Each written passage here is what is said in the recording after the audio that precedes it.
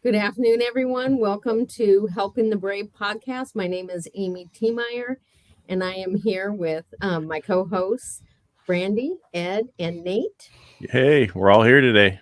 Hello. Welcome, welcome.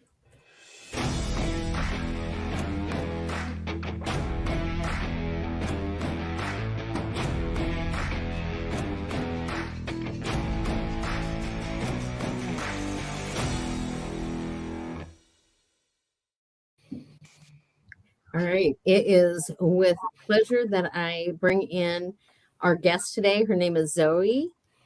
Support our Over Stigma. And so, Zoeie, welcome to the podcast. And Here, tell us about you. Let me get Hi, rid of it everybody. in front of Brandy's face. Hi, Zoe. Hi, I'm Zoe. I am the founder and CEO of Support Over Stigma, and we are a nonprofit dedicated to helping active duty military, veterans, and first responders and their families, which is a key part lots of organizations leave out, who battle PTSD and moral injury. My very first memory of PTSD, I was 4 years old and woke up to my uncle strangling my aunt in his sleep. He thought she was Viet Cong. He was having a flashback. So my whole life, I have been surrounded. 31 from my grandfather to my son have served or are currently serving. And 23 and a half months ago, in 1 week, my son lost on Saturday morning his best friend, a 22-year-old Marine named Patrick O'Reilly. Sunday morning, he lost a 23-year-old senior airman named Jackson. And that Wednesday, his team was out for a run on a base on foreign soil and found a senior officer who decided his gun would make good breakfast. And when your kid calls you from 8,000 miles away and says, "Mom, how do I get help? If I tell somebody I want to talk to somebody, they're going to DNA me, do not arm, take my gun. I can't do my job without my gun. I'm not crazy. I'm not suicidal, but how do I find somebody to talk to?" And that's how Support Over Stigma was born. Very good. It's very needed. So tell us about some of the programs that you have, please. Sure. So we started first with care packages. It was the easiest way to get started and get mental health help into our active duty service members' hands. People talk about 22 plus a day veterans who take their own life, but nobody's talking about how active duty suicides are up 26% across the board. 26%. That's crazy. So when we send a care package, we put a note in there that has an envelope in there that has cards and letters of support. Of course, it has all the goodies and T-shirts and socks and treats and whatever, but it also has, here's where to find help if you're struggling or somebody you know is struggling. And some of it is online help. Some of it is, I found a counselor who has more than once done counseling over Zoom with somebody the whole time they were deployed so that they would have somebody to be able to talk to. The day our website went live, I had a girl who called me from Japan who has called me twice a week since August 1st of last year because she had come home and found her roommate had completed suicide, and she'd been in 17 foster homes from the time she was 7 till she went into the Marine Corps. She just wants to know somebody at home cares. So care packages is one. Another is we also do care packages in a form to our veterans. And the way we do that is we got our start during COVID. We have 19 veterans in just out of my VFW and Legion who didn't leave their home for 15 months because of COVID. So we would leave care packages on their doorsteps with similar cards and messages saying, "Hey, we're here. It's okay. Reach out if you need somebody to talk to." There's one guy who I hooked up with another one of my volunteers, and they play cards together. They figured out how to play bridge together online. Just finding something to do. And we also include first responders. And the reason for that is I'm the mother of 7. 4 boys and 3 girls. I have a son on active duty. I also have a daughter who's a first responder. But I know how many of our military come home and become first responders. And so then it gets compounded, their PTSD, with what first responders call critical incident stress. And so they need the help just as much as the rest of our military do. So, and we also do training. We just held the Great Lakes PTSD and Moral Injury Survival Skills Camp, where we had a whole group together for a weekend and taught very basic grassroots ideas of, here's how you can help. Here's if you're struggling. Here's if someone you love is struggling. And that's what makes us different, right? If you call the VA, you might wait a few weeks for an appointment or whatever happens. And I'm not here to badmouth the VA. But if you call me and you're struggling and you're at point A and I'm at point C, we're going to figure out where point B is in the middle. And I'm going to talk to you the whole time we drive to the middle, and I'll meet you for a cup of coffee. Or I always joke, I missed a mom. I didn't serve. I have a lot of family members who did, but I got a fire pit in my backyard. I usually have a fifth of Jack and a coffee pot that's ready to go, and fire pit. And if that's not your thing, we can bake cookies if you want to do that and talk, and the biggest thing I've learned is people just want to know that somebody cares. And I think that's so key, because people think that in order to help people who are struggling, that it's going to take a 3-hour phone call. Most veterans don't want to talk about the bad movie that's playing on reruns in their head. They want to be distracted for 5 minutes. And sometimes that's what helps get them over the hump. So we always say, support over stigma, SOS, right? We're shining the light in the shadows, offering resources and tools to step up and help others. So if we provide you it's almost like AA, right? If I were to reach out to, my son's friend Sam, and Sam learns all the tools, then Sam's got the tools, because in the military, when you learn something, what do? You reach back and you help the next guy or gal. So that's kind of the precipice, what we've tried to kind of do with this. So we're a little over a year old. And in the first year that we were an organization, we reached over 7,000 people that we could track. And some of that looks like a care package. Some of that looks like a phone call. Some of that looks like meeting for coffee. Some of that is much more. And the conversations are as little, as I don't mean as little, but as easy as, I need a contact who does this. And others are, the guy who called me a month ago, his daughter came home from kindergarten having a panic attack because there's only one door and there's no plan B. What's my escape route? Because he didn't realize he was passing his hypervigilance on to his 6-year-old daughter. So, and everything in between. So I guess that's the best explanation I have. I have a question. All right. So, Yes. Or a statement. So basically, this during COVID last year, there were so many new recruits who got stationed at their first station, and they were locked down in barracks. And there was such a huge amount of people wanting, suicide watch and everything. And they just wanted something to do.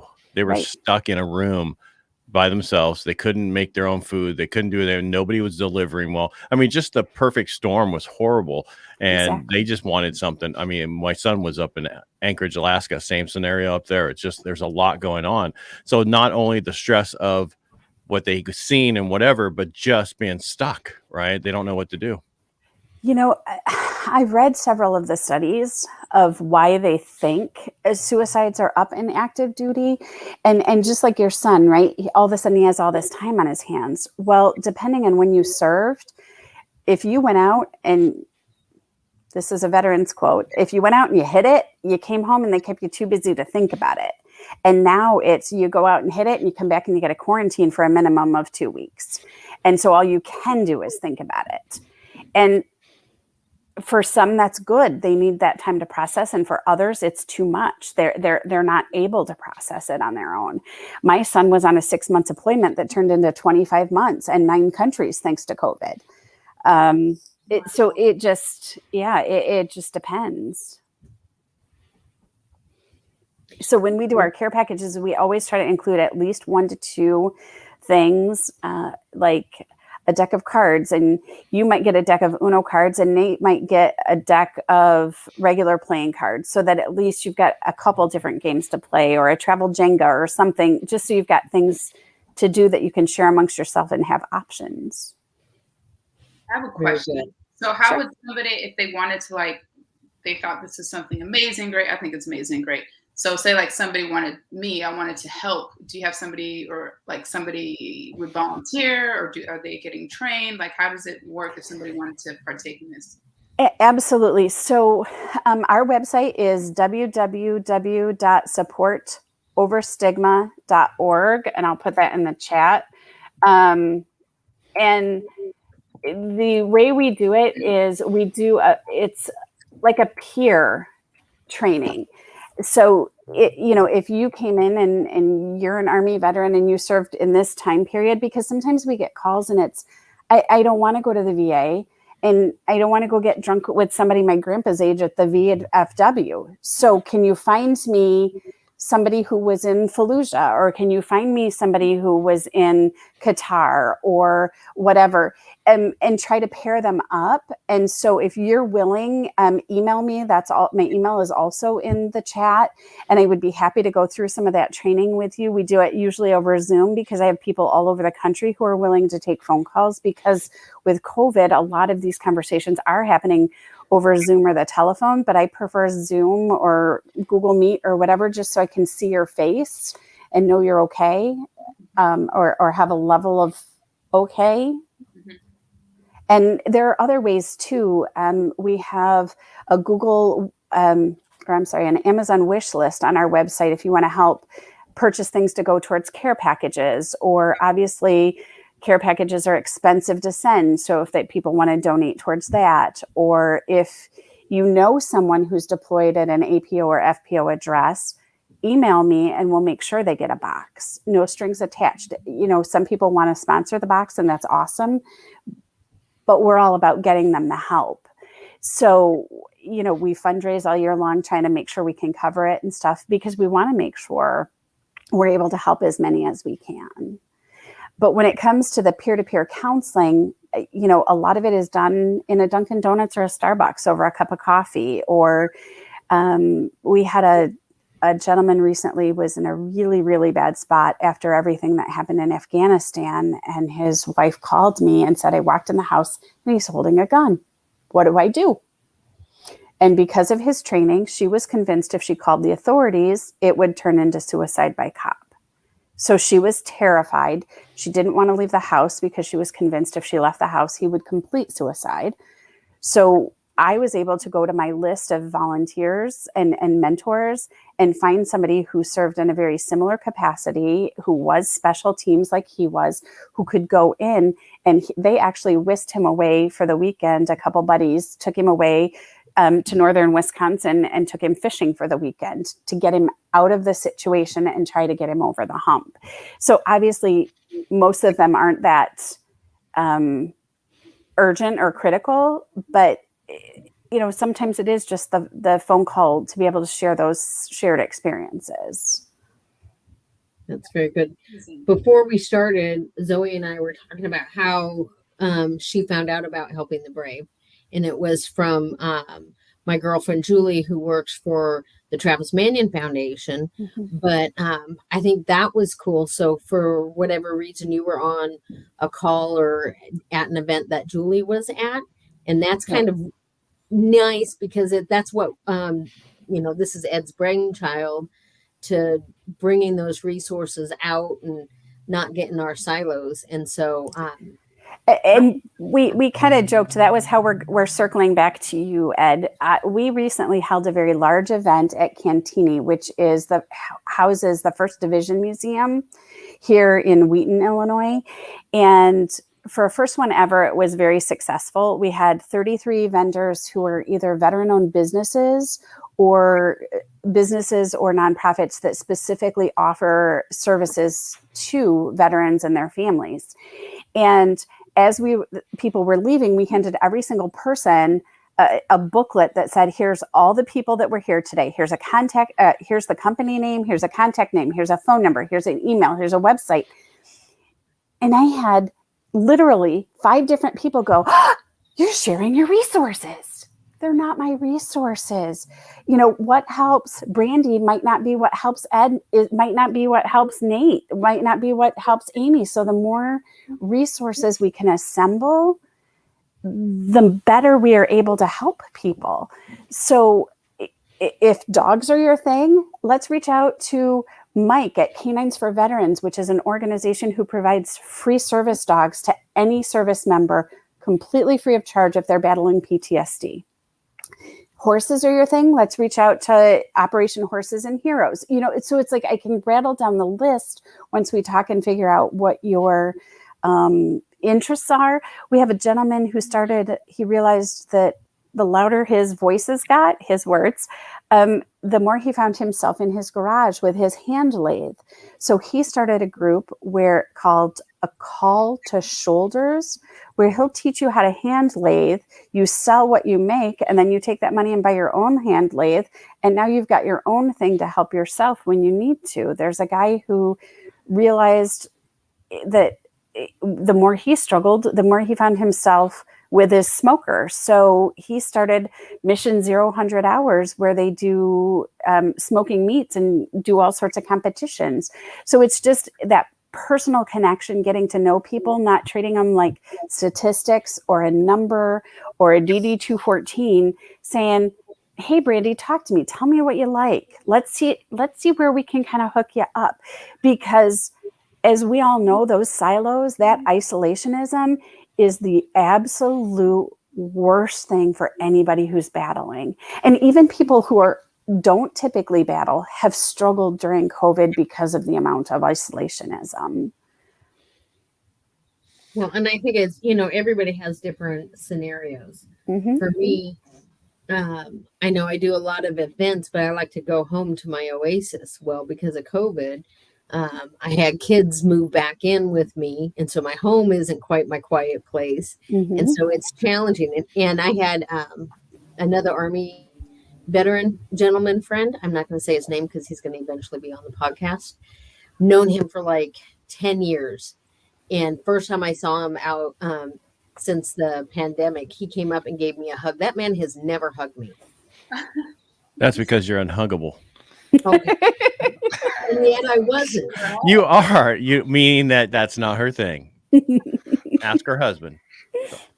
But we hugged, and it was it's interesting how the pandemic has affected everybody in every way. So do you find, is there a project that you would like to launch that you haven't, or do you feel like the programs that you have right now are exactly where you want to be?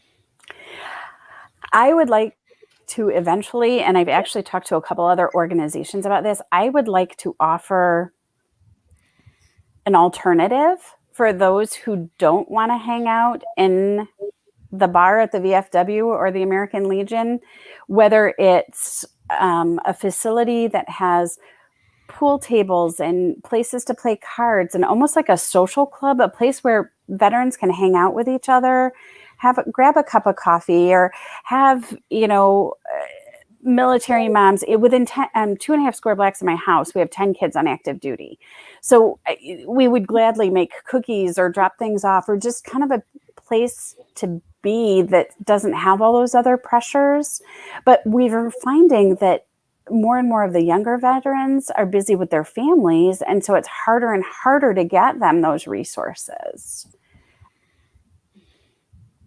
So I think that would probably be the next thing. Obviously, education, to me, education is key. I shared a little bit with Amy before we started. I spoke to a service organization this morning, and I speak to many of them. And education is a big thing for me, because when Patrick took his life, the first thing his mom said to me was, and we've been friends since Patrick and Stephen were too. And Chris said to me, she goes, "Zoe, I didn't have a clue. I didn't even know what I was looking for." He'd been home 2 months from the Marine Corps. And so educating people, that is my passion, and I hate statistics because they're names, they're not statistics. And that's why I will say Patrick O'Reilly's name every single time I speak, multiple times while I speak. But today is the 280th day of the year. Do you know what that means? It means by midnight, 6,160 veterans will have died by the minimum, will have died by their own hand already this year. There's a town near here that last year, the entire town's population was only 15 more people than that. So look at it like literally an entire town being wiped out. That's how many veterans we've lost this year to PTSD. And that doesn't even touch the active duties. That's just the veterans if you go off that 22 plus a day number. And that's the thing I want people to realize. And I won't quit until we get that number to 0. And that's my passion. So whether it's taking phone calls 24/7, whether it's driving to Timbuktu to meet you for a cup of coffee, if I meet you over Zoom or whatever we've got to do to get you the help that you need. I had somebody today where a woman reached out to me. Her son is out and has chosen his things to self-medicate with, and she's looking to get him help. And so the whole time I'm on the phone with her, I'm texting and emailing my list of people going, okay, who's got a spot open in their program? Who's closest to go and meet him and drive him from where he's at to where we're going to take him. Because we all know that if we say go to this place, he may or may not ever end up there. So that's part of it too. Part of it is, pardon my French, it drives me batshit crazy that we can't address rape in the military. We dumb it down. We call it MST. It's this broad general thing. I work every day with female veterans who say, I don't want to go to the VA. It's like walking the gauntlet. I don't want to go. So how can we pair you up with another veteran to go to the VA with you if you need to go for services so that you don't have to face that alone?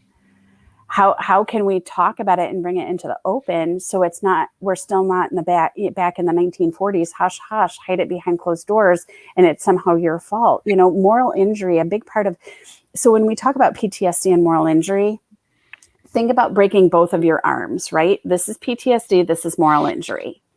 So we only treat the PTSD and we never touch the moral injury, you're never going to get better. If we only deal with the moral injury and don't deal with the PTSD, you're not going to get better. We got to deal with both of them. And moral injury, the easiest definition I can give you of moral injury, if you don't know, or people who are watching this don't know, is from birth till you become 18, you're building your moral fiber, right? Whether it's through your church or society or school, your friends, whatever. By 18, you're pretty much who you are. You know right from wrong from your perspective. And when you go off to war or to boot camp even, you're told to do things that are directly against that. And that's a moral injury. Whether it's, anybody know who J.T. Cooper is? Does that name ring a bell to anybody? He was physically on the ground in the events that are featured in the movie Black Hawk Down. And he said, I heard him speak once, and he said, I could shoot anything from anywhere. And bullseyes were great. And the first time I was somewhere and my, Sarge said, Coop, eliminate the target. He said, I looked through my scope and it was a person. And I went, you want me to what? Coop, eliminate the target. He said, you want me to Coop, he's killing your friends, take his ass out, and then it gets easier, and it should never get easier, right? We weren't created to kill. And so how do you go back and repair that once it's over? And that's just one of many, many things. And sometimes they struggle with what did I do or what I did. They struggle with what they didn't do or what they weren't allowed to do. Sometimes, especially not exclusively female veterans, because there are actually, I've worked with many men who have been MST survivors. It's what was done to them and how do you help them over that? And that's a big part of the training that we offer to the veterans, because only by healing those injuries are they going to be able to move on. So And if anybody's interested in that training, go to our website or email me directly, and I will respond personally and make sure that you get the information you need. And the phone number that's on the website it goes straight to my cell phone when I'm not in the office. So I'll be the one who answers the phone. Zoe, is it okay if I put your email on the screen? Yeah, absolutely. It's already in the chat, but yes. It's already on the screen. Yep. Very good. Well, thank you for all of that. And I think you're right about moral injuries and needing to heal the whole self. It definitely is, I think, our tendency to put Band-Aids on things, even in society, versus actually pulling back the layers and healing from every level. Right. I think Nate has a question. Do I know? Oh, before that, hey, we need to get her hooked up with Leland out of Las Vegas. All right. Yeah, so I was going to ask, how have you connected with the 7,000 people that you were able to connect with? In 1 year, that seems like it's a lot. So what has worked for you? What's not working? What can we help you with? Yeah. So one thing we did was the care packages. So if anybody knows anybody with an APO or FPO address, get it to us. That's one way we connect. And that's through cards and letters. I get lots of Snapchat pictures back where they hold up the box with our little sign with our logo that says, thank you for the care package. We reach out to our veterans. Sometimes it's over the phone. Sometimes it is a card or a note. There is a lot to be said. Think about it. When was the last time any of you got anything in the mailbox that was a personal card or letter? And what did that mean to you?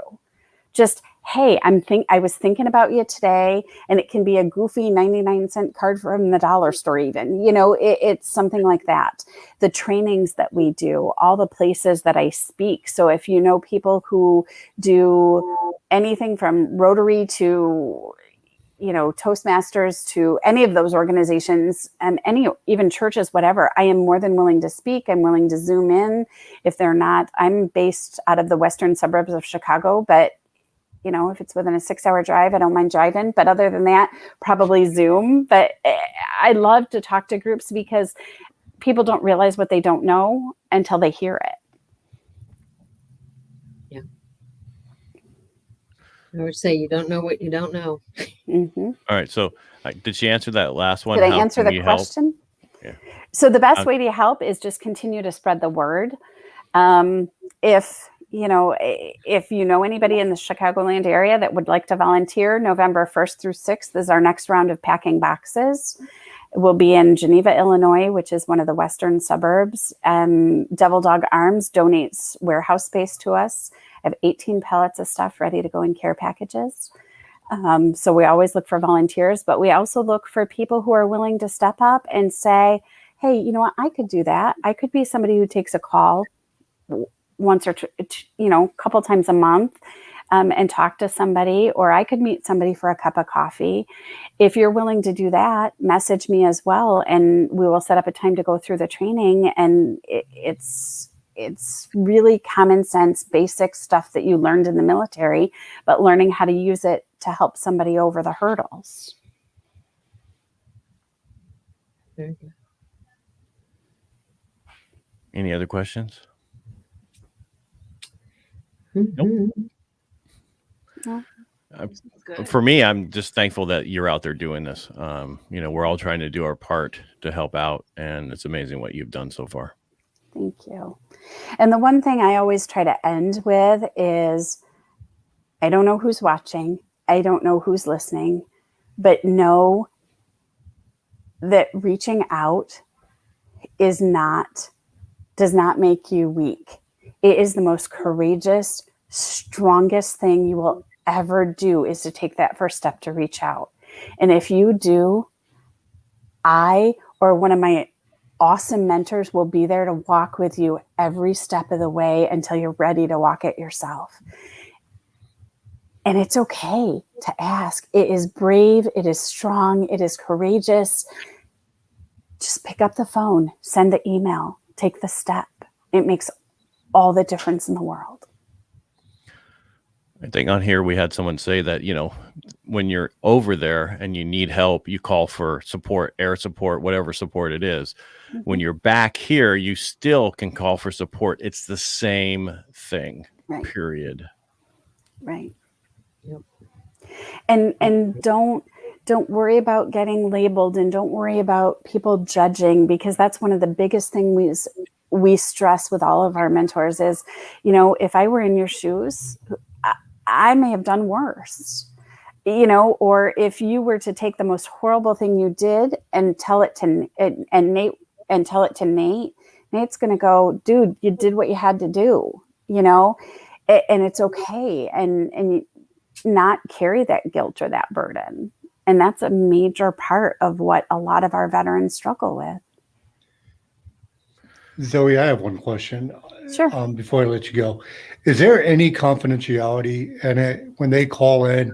Because I know a lot of people are not going to call if there's, if they're afraid they're going to be reported.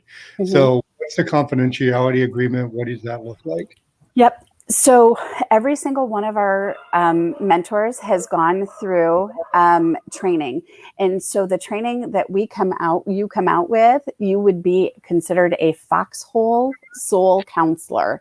And we called it that on purpose, right? Who can you trust more than somebody in the foxhole next to you? Unlike psychologists, psychiatrists, social workers who have to keep paperwork, we fall more under a spiritual confidence level. So it's like talking to your priest or your pastor. We're not allowed to, not only can I not share anything, but even if somebody came to me, we don't keep any notes. The only person who has your name is the person who's in direct contact with you. Even if you were to reach out to me and I were to pair you up with my buddy from the 82nd Airborne, he would only know your first name. He would not even keep your phone number. We keep things very, very private because that's a big concern for a lot of people. So we do sign confidentiality agreements. Is there a way that they could talk to the same person over and over again? Or Absolutely. Absolutely. So I take the initial calls and then determine whether it's something that it's within my sphere. Or if it's something that you really do need somebody who's been there, done that in your branch, or would you be more comfortable talking to, someone from, who served in your era, in your branch, even if they weren't in the exact place, because they would have similar experiences. And then you would be paired up with that one person. So you're not bouncing person to person, because that's another concern people have when they go to the VA.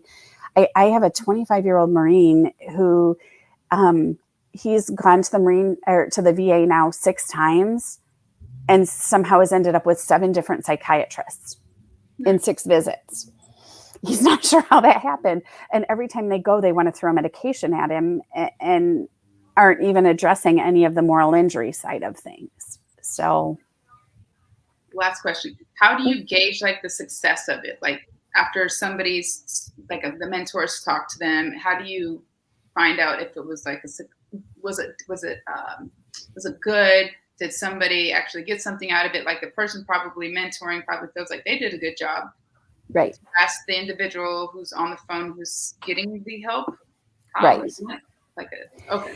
So when people feel like it's time to kind of part ways, and this can look like you and I meeting for a single cup of coffee and getting you through that dark hour, or it can be an ongoing thing that's kind of between the mentor and the person.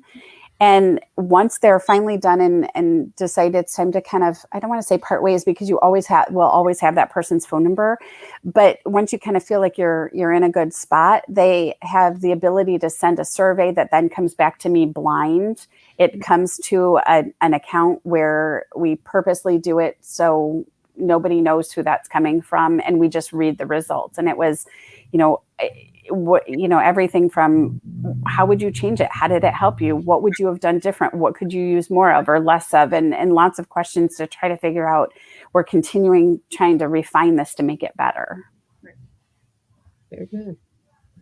Well, I want to say thank you so much for your time today. And as Ed says, if you like what you have heard, please follow us, and we would love to stay connected. So if we find someone who's in need of your services, that we will absolutely connect them with you. as soon as Perfect. we can. And so Perfect. thank you. Well, thank you for having me. Thanks for being on today. Thank you. Thank you. All right. And if that is it, I'll end the broadcast. It's like grandma setting us out of here.